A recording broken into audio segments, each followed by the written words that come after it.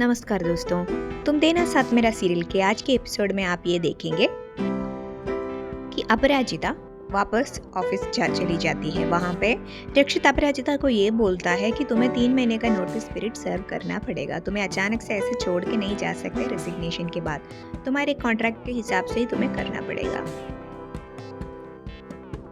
वहाँ पे ईरा रक्षित के माँ को ये फ़ोन करके बोलती है कि रक्षित सर अपराजिता को फायर कर रही है, लेकिन ईरा को ये पता नहीं है कि वो 3 महीने का नोटिस पीरियड के बारे में। ये सुन के रक्षित की माँ बहुत खुश हो जाती है।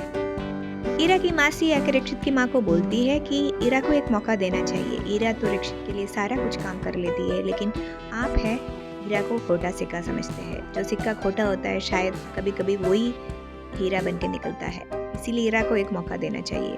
रक्षित की माँ कुछ नहीं बोलती है, वहाँ से चली जाती है।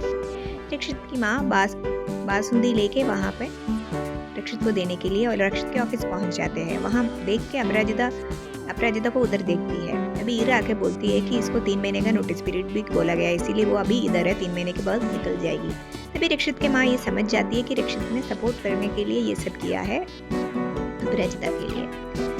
रक्षित की माँ उसकी कैबिन के अंदर जाके उसको बासुंदी देती है और बोलती है, मैं सोच रही थी कि अपराजिता तुमने फायर किया, इसीलिए वो खुशी में मैंने बासुंदी लेके आई थी, लेकिन इधर आके मैं उसको देख रही हूँ कि 3 महीना और काम करेगी।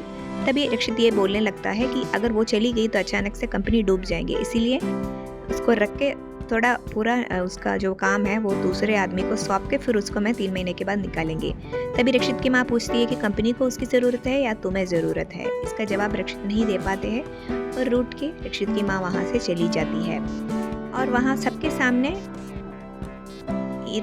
रक्षित की माँ उसकी मजाक उड़ाती है। अगर तुम्हें अपराजिता को बोलती है कि अगर तुम में कुछ शर्म बचा है तो तुम जल्दी निकल जाओ।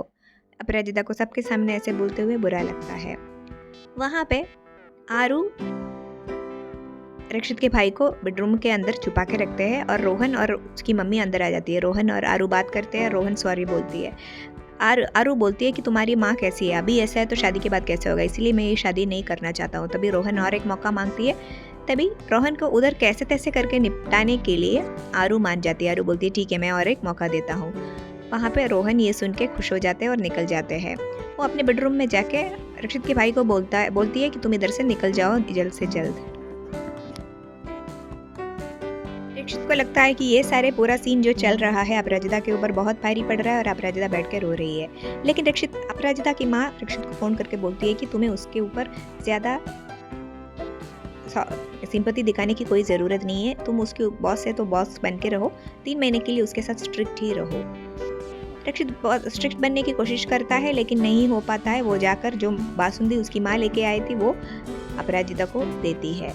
अपराजिता खाने के लिए मना करती है और कैबिन में बुलाते हैं और बोलते हैं कि अगर आपको मुझसे कुछ प्रॉब्लम है तो खुल के बताओ, ऐसे सबके सामने मेरा जलील करना जायज़ नहीं है। अपराजिता और रक्षित का रिश्ता आगे कैसे बढ़ पाएंगे जानने के लिए हमारे चैनल के साथ इसी तरह जुड़े रहिए। धन्यवाद।